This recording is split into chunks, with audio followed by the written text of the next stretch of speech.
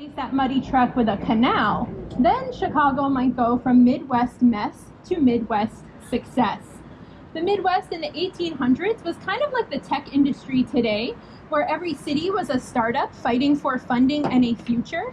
East Coasters were pouring money in to the Midwest through cities like Cincinnati, Milwaukee, and St. Louis, hoping that one would be a winning investment. They just didn't know which one. And just the idea of a canal sparked investment and brought people to this city. And a short 175 years after those French explorers paddled through, we finally got our canal. But it turned out the canal alone was not enough to make Chicago a clear frontrunner in the race for top Midwestern city. The real tipping point? The railroads. Chicagoans were skeptical. They liked their boats, as do I. And East Coasters were apprehensive about investing in Chicago rail because it was logistically and financially unproven. But William Ogden, Chicago's first mayor, realized that investing in infrastructure would increase Chicago's chances of becoming that Midwestern hub. But don't think he was just being a nice guy. He knew that if Chicago succeeded, the value of his businesses and land holdings would skyrocket. So he created his own railroad company, the Chicago and Galena Union Rail, and it made money on day one. Soon railroads sprouted out of Chicago in every direction. And don't think you could just roll through here. You and all goods had to stop and switch trains in Chicago. And if you accidentally boosted our economy with a hotel stay and a few fancy meals, oops, more for us. Stylistic choices. And it was originally called the Jewelers Building, not because the building was filled with jewelers, but because the developer wanted the building to be filled with jewelers. So he went with that Beaux-Arts style to attract those traditional, elegant, and ideal tenants. But jewelers did not flock to this building. In fact, the longest term tenant, which was actually an oil company. They did include some pretty nifty features in this building though. There was an elevator for your car and a fully mechanized parking process that required no human intervention. And that was all so you never had to step out on the streets of Chicago with your diamonds in tow. Eventually, cars began to get wider and they no longer fit in those elevators, and so it was repurposed as additional space, office space.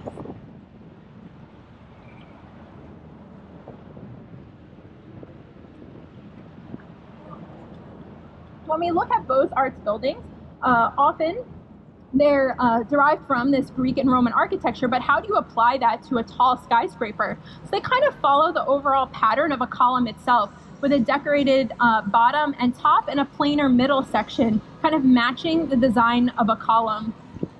Coming up straight ahead of us is going to be a short tan building with the number 55 on front. Some of you are going to have to wait till we get out from under this bridge to see it, but I promise you it's there. It is 55 West Wacker. It is designed by architect Otis Stark in the brutalist style. Although the building's not the most inviting looking, brutalism does not come from the word brutal, but from the French term béton brut, which means raw concrete. Brutalist buildings also tend to have overall memorable formations. In this case, this building is sometimes jokingly called the pound building or hashtag building, maybe for younger folks, because of its hash mark shape. They also tend to be very geometric and heavy looking, sort of like fortresses. Brutalist buildings became very popular on American universities after World War II because there was an influx of veterans accessing higher education through the GI Bill. And so those universities quickly had to build up buildings at the time for all of those students, and they went with the style that was in vogue at the time. We're doing some bridge construction, so this is a cool chance to see a barge working on the bridge above. Coming up on your left, you're going to see a glass building with some white lines running up and down it and some triangles on top. This is 77 West Wacker, designed by Catalonian architect Ricardo Bofill and completed in 1992. Those triangles on top are what we call pediments. They kind of look like they came straight from the Greek Parthenon, but unlike the Parthenon, here there's four, one on each side, rather than the traditional single pediment. This building is designed in the postmodern style because it uses exaggerated classical elements. And the overall wackiness of this building is also emblematic of the postmodern style. Some of my fellow docents like to call this Parthenon on a stick. And as we come out from under this bridge, you'll notice that those white lines running up and down the building are actually meant to look like flat columns, but they're not even pretending to look structural. And above some of the doors and windows, you'll see even more pediments in case 4 was not enough. This is also the building I actually work in. So Chicagoans live and work on the river. Right next door is a glass building with some cutouts on your left. This is 111. It was completed in 2014. And we use the term contemporary style here because we don't have enough perspective to define elements of its style. But we do know that sustainability is a key aspect of contemporary architecture. In this case, this building was supposed to be a hotel, but construction stopped in 2008 with the financial crisis. So the next set of architects and developers were actually able to reuse that partially built structure to turn it into the housing that it is today. Construction is one of the largest emitters of carbon. So by reusing that partially built structure, they were able to reduce the overall environmental impact. As we come out from under this bridge, directly to our left is going to be a tan building with an American flag over the entrance in an armchair shape. This is the LaSalle Wacker building designed by Holabird and Root and completed in 1930. This building is designed in the Art Deco style because it has emphasized verticality. The architect is tricking your eye by darkening the spaces below the windows to let those vertical piers shoot straight up to the sky. And why the armchair shape? Well, the city was the force behind that. They saw giant behemoths going up in New York, like the Chrysler building, and they were concerned we were going to be living in darkness. And so they set height limits for different portions of the building, which is why you'll see many Art Deco buildings or buildings constructed around this time period have shorter sides and a taller back. It also allowed more air and light to circulate when there was no air conditioning and poor electric lighting.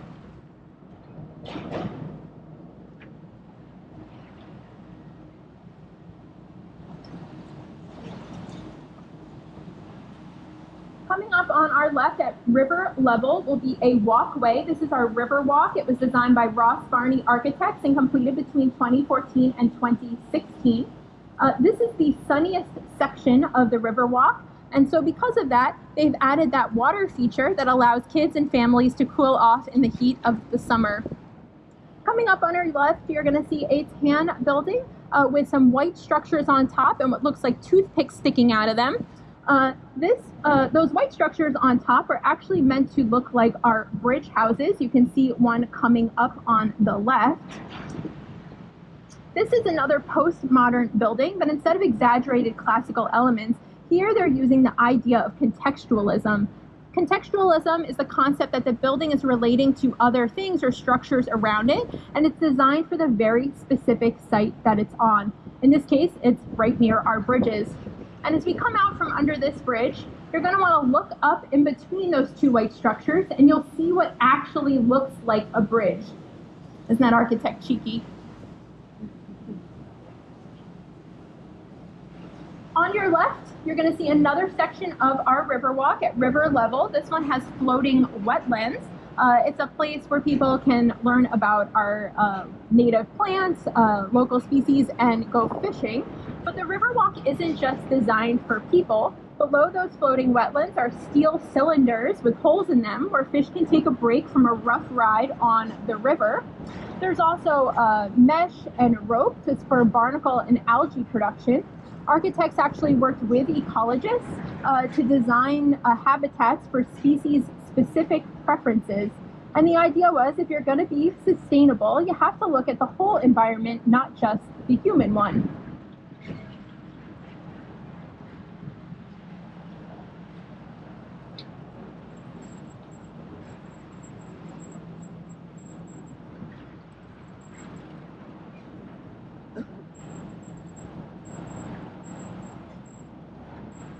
Coming up on our left, you're going to see a blue-green glass building with a curved front. This is 333 West Wacker, designed by KPF and completed in 1983.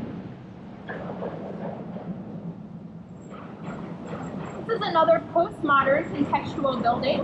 So how is it contextual? Well, we have that blue-green glass running in horizontal stripes, reflecting the color and horizontal nature of our river. It's also curved to match the shape of the river, and it literally reflects the buildings around it. This building was constructed before there was soundproof glass, and there is an L track running right next to it. That is our elevated train, and it was never taught to be quiet. You can actually hear and see one going right by. This is a classic Chicago moment. And so they moved the mechanicals for this building into that granite base, so they had to deal with the noise instead of the office workers.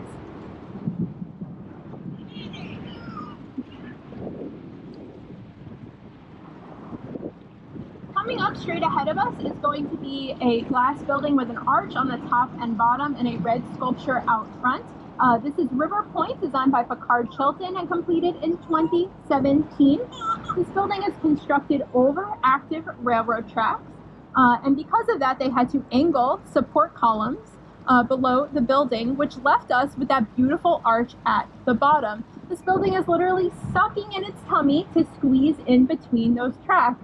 Not only that, but that beautiful bottom arch reflects our river, and it acts as a giant gutter pulling water away from the entrance of the building. Below the building, you'll see what looks like portholes. Those are actually exhaust fans pulling out exhaust from those trains below. We're going to see a lot of other buildings on our cruise that are built above tracks, and they all use that constraint as an opportunity for innovation. Coming up straight ahead of us is going to be a pink brick building.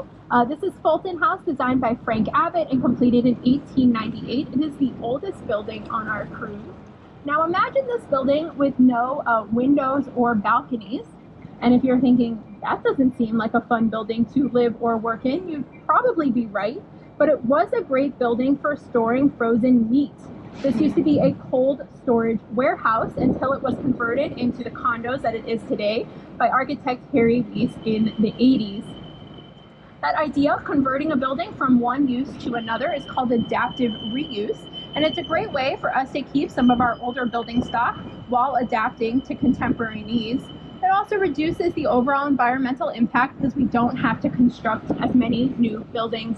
It's not necessarily easy to convert a building. This one took 6 months to thaw out. And as we go by, look at just how thick the balcony walls are to get a sense of its frozen past. You do not need to worry about noisy neighbors here. Coming up on our left is going to be a short building with an angled roof. This is River Cottages, designed by architect Harry Weiss and completed in 1988. It's actually 4 separate townhomes. Harry Weiss was an avid sailor and in the Navy, so they're inspired by sailboats. Those triangular shapes on the roof are like the sails, and the rounded windows like portholes.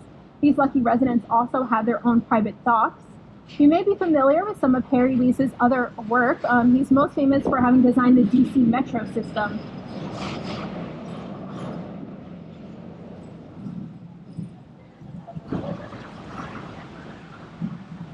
Coming up on our right is going to be a long blue-gray building. This is East Bank Club. It's a premier fitness facility. It has amenities like a pool and track, but some unconventional ones too, like co-working spaces and restaurants.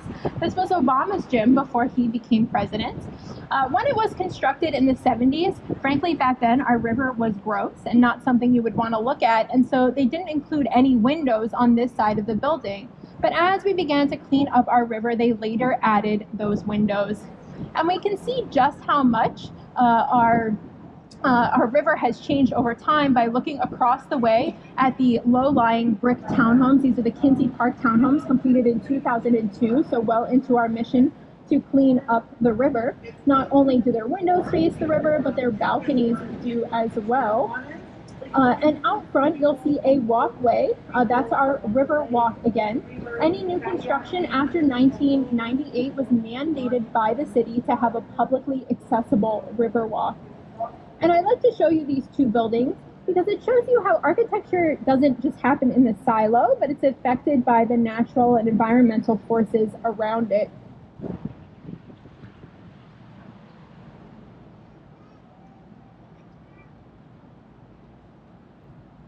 Coming up on your left is going to be a small green home. It's not actually a home, it's one of our bridge houses, but I like to point this one out because it's just so cute.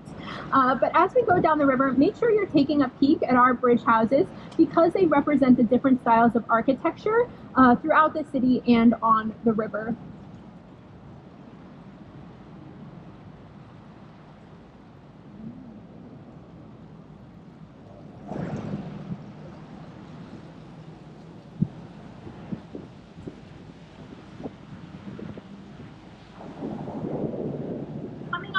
You're going to see a lot of construction. This is all for Chicago's first permanent casino. It'll have 3,400 slots, a hotel, a spa, a 3,000 seat theater, a park, and a new extension of our Riverwalk. This area all used to be industrial warehouses, but today it's home to some of the most premier urban living. And so this is another example of how architecture is changing to adapt to the changing needs of a community. Although perhaps calling a casino a need is like a little over the top. The bridge ahead of us is quite loud often, so I'm gonna let you enjoy the environmental sounds of the highway.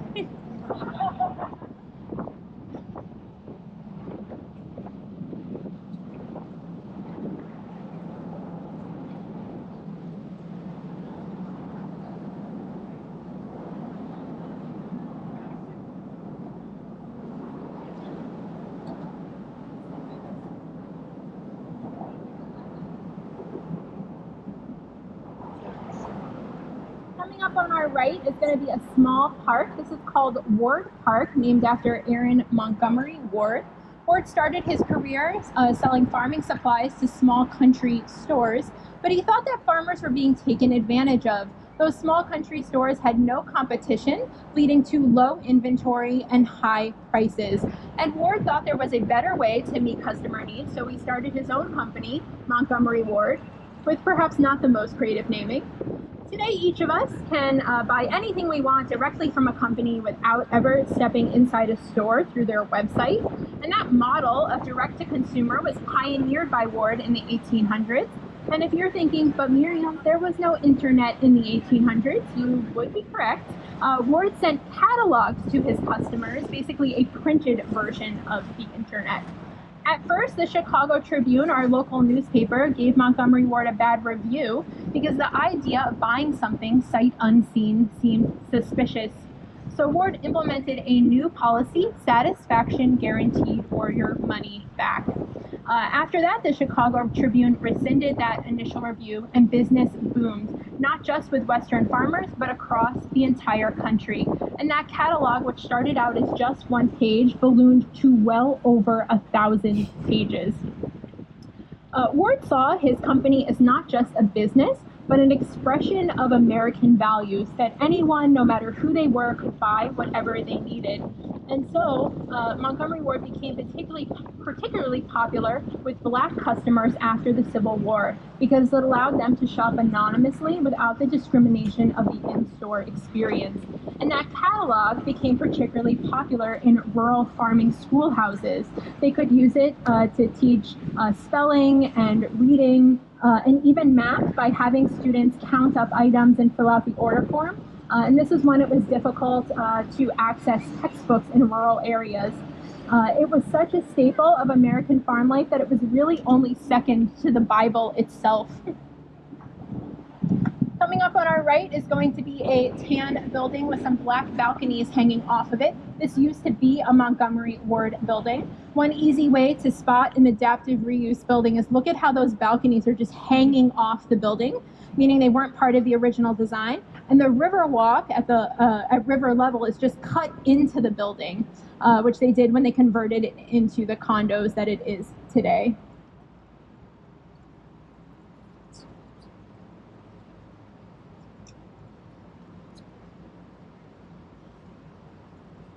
Coming up on the right is going to be another tan building with some brick horizontal rows. This is 600 West, designed by Schmidt, Garden, and Martin, and completed in 1908. This also used to be a Montgomery Ward building. The bottom two floors were used for administrative and executive offices, order fulfillment, and shipping, which is why they're more heavily decorated than the upper floors, which were just used for storage. This building had miles of chutes and conveyors, and it's so long that they actually hired people to deliver packages and messages via roller skates. Today it has a mix of commercial, residential, and office space. Straight ahead of us is going to be a split in the river. The left side is the natural Chicago River, and the right side is the Ogden Canal. Ogden, that first mayor that we talked about, hired workers to dig that canal instead of having boats go around a natural curve in the land. That created a shortcut to our right and also left an island in the middle, which today we call Goose Island. But Ogden, being the excellent businessman that he was, didn't want to leave any money on the table, and so all the excavated clay from digging out that canal was used to make bricks to build up our city. Another construction material that comes from our swampy clay is terracotta. Terracotta and brick are both made from clay, but terracotta has more water in it, so it can be extruded through molds to create ornamental decorations. It's also lighter weight, easier to manufacture, cheaper to manufacture, and requires less skilled labor to assemble.